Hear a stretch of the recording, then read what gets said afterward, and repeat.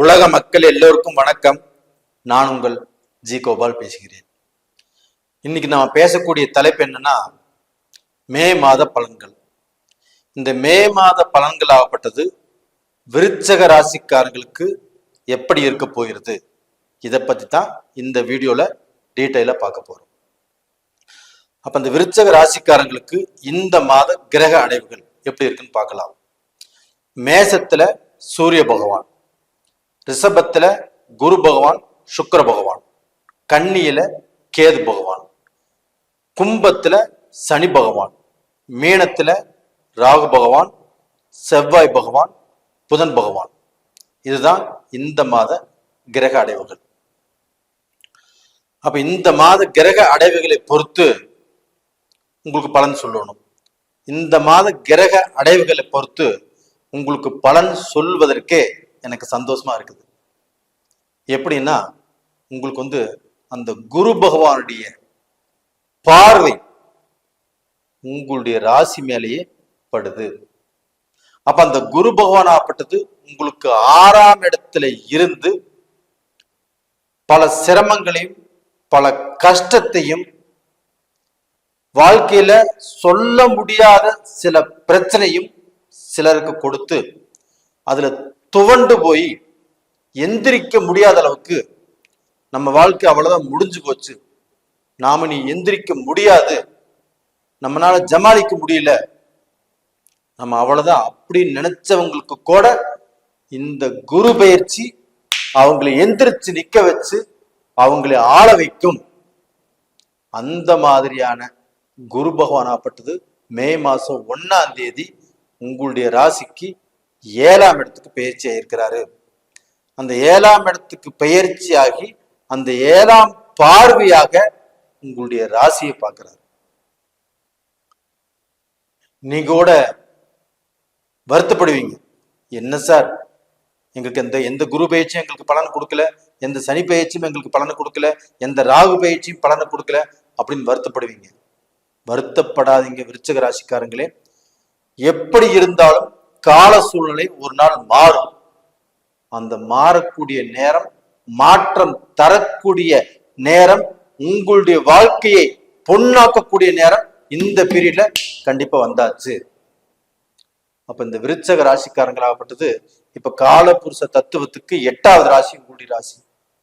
அப்ப இந்த 8வது ராசினாவே மர்மம், விபத்து, வீண் அலைச்சல், ஒரு ஊர் விட்டு பரதேசம் போறது, கடன் வாங்கிட்டு காணாமல் போறது, இது எல்லாமே அந்த ராசிக்கு இருந்தது. அதே விருச்சக ராசிக்கு அவங்க வாழ்க்கையிலும் ஒரு நல்ல நேரம் வரும். அந்த கஷ்டங்கள் எல்லாமே தீரும். அந்த கஷ்டத்துல இருந்து வெளியில வந்து அவங்க வாழ்ந்து காட்டுவாங்க அப்படிங்கிற ஒரு சூழ்நிலை இப்ப வந்திருக்குது. அப்ப இந்த குரு பகவானுடைய பெயர்ச்சி உங்களுக்கு ஃபர்ஸ்ட் பாயிண்ட் நல்லா இருக்குது. இந்த குரு பகவானுங்கிறது முழு சுபகிரகம். அந்த சுபகிரகத்தினுடைய பார்வை உங்களுடைய ராசி மேல படுவதே நீங்க சுபரைட்டீங்க.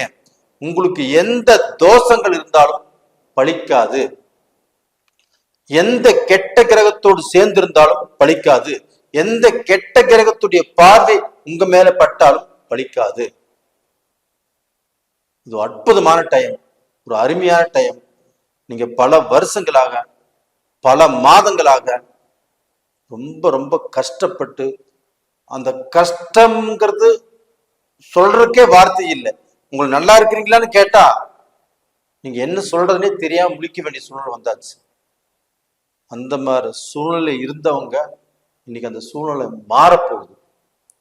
கடன் வாங்கினவங்களுக்கு கடனை கட்ட போறீங்க, வட்டி கட்ட போறீங்க, நீங்க கொடுத்த வாக்க காப்பாற்ற போறீங்க. நீங்க உங்களுக்கு இருக்கக்கூடிய அந்த பிரச்சனைகள் எல்லாத்தையுமே இருந்து விடுதலையாகி அந்த பிரச்சனை எல்லாத்தையுமே ஜமாளிச்சு ஒரு நல்ல பொசிஷனுக்கு வரக்கூடிய நேரங்கிறது வந்தாச்சு. இது மட்டும் இல்லைங்க, உங்களுடைய ராசிக்கு 4ஆம் இடத்துல சனி பகவான் அர்த்தாஷ்டம சனி. அந்த சனி பகவான் ஆட்சியாக இருந்து உங்களுக்கு பெரிய தொந்தரவுகளை எதையுமே கொடுக்க மாட்டாரு. இப்ப இந்த குரு பகவான் நல்லா இருக்கிறதுனால அந்த சனி பகவானும் கூட சேர்ந்து சப்போர்ட் பண்ணுவாரு. இது போக உங்களுடைய ராசிநாதன் செவ்வாய் பகவான் அந்த செவ்வாய் பகவான் ஆகப்பட்டது 5ஆம் இடத்துல இருக்கிறார். அப்ப அந்த செவ்வாய் பகவான் 5ஆம் இடத்துல இருப்பது யோகம். கண்டிப்பாக உங்களுக்கு 6ஆம் இடத்து அதிபதி 5ஆம் இடத்துல இருப்பது யோகம் தான். ஆனா இருந்தாலும் அந்த செவ்வாய் பகவான் ராகுவோடு இணைந்து இருப்பது கொஞ்சம் குழப்பத்தை கொடுக்கும். சில விஷயத்துல அவசரப்படுவோம், டென்ஷன் ஆகும், நம்மளுக்கு அந்த பொறுமைங்கிறது வராது. அப்ப டோட்டலா பாத்தீங்கன்னா நாம பேசக்கூடிய பேச்சிலேயோ, நம்ம ஒரு முடிவெடுக்கக்கூடிய டயத்திலேயோ, ஒரு இடத்துல போய் நம்ம பேசணும்னு இருந்தாவோ இந்த மாதிரி இடத்துல நம்ம சொதப்பிடுவோம்.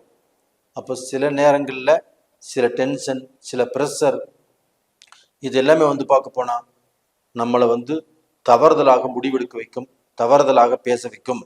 அதனால இந்த செவ்வாய் ராகுடைய காம்பினேஷன் இருக்கிறதுனால நீங்க எங்க போய் நின்னாலும், எங்க போய் பேசினாலும், ஒரு பிசினஸ் சம்பந்தமாக, இல்லை ஒரு திருமணம் சம்பந்தமாக, ஒரு குடும்பத்துக்கு நல்ல விஷயங்கள் சம்பந்தமாக பேசும்போது இந்த செவ்வாய் ராகு இணைஞ்சிருக்கிறத மனசுக்குள்ள வச்சுட்டு பேசுங்க.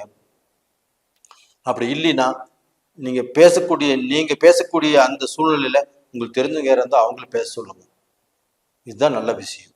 இது போக பாத்தீங்கன்னா உங்களுக்கு அந்த புதன் பகவான் ஆகப்பட்டது இப்போ நீச்சமே இருக்கிறாங்க.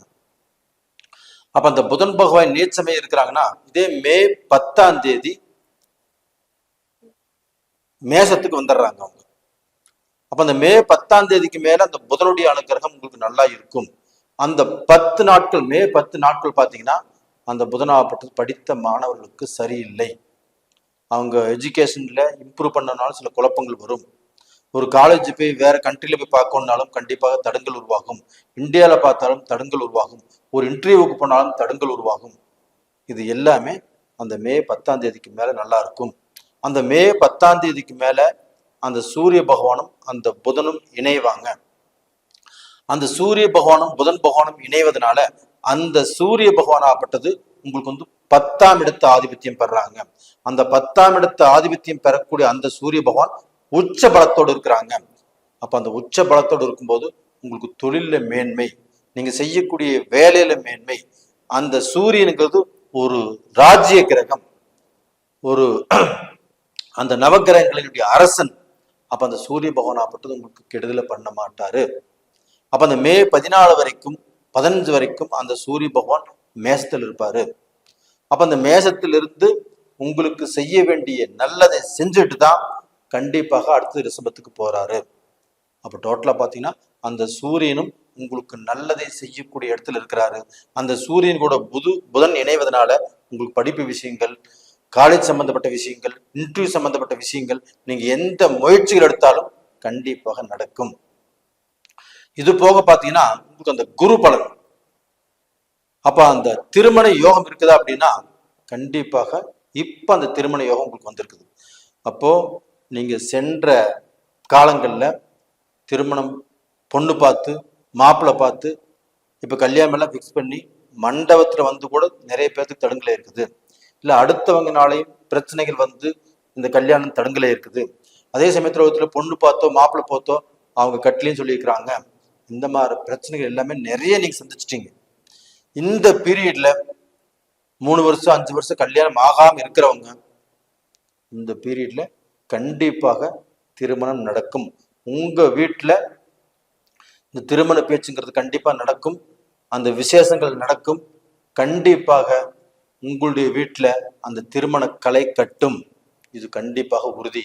அதே சமயத்துல திருமணம்ங்கிறது நடந்து முடிஞ்சு அதுல வாழ்க்கை பாதிக்கப்பட்டு வாழ்க்கையில் பிரிஞ்சு இல்ல வாழ்க்கையை இழந்து மறுமணத்துக்கு காத்துட்டு இருக்கிறாங்க இல்லையா, அவங்களுக்கும் இந்த பீரியட்ல ஒரு அட்டகாசமான ஒரு அருமையான ஒரு நல்ல வாழ்க்கை அமையக்கூடிய வாய்ப்பு இருக்குது. கவலைப்படாதீங்க, முயற்சி பண்ணுங்க. இந்த பீரியட்ல திருமணம் பண்ணவே மாட்டா அப்படின்னு நினைச்சவங்க கூட, அது ஆணாக இருந்தாலும் பெண்ணாக இருந்தாலும் எனக்கும் ஒரு வாழ்க்கை தேவை அப்படின்னு புரிஞ்சுக்கிற சூழ்நிலைகள் வரும்.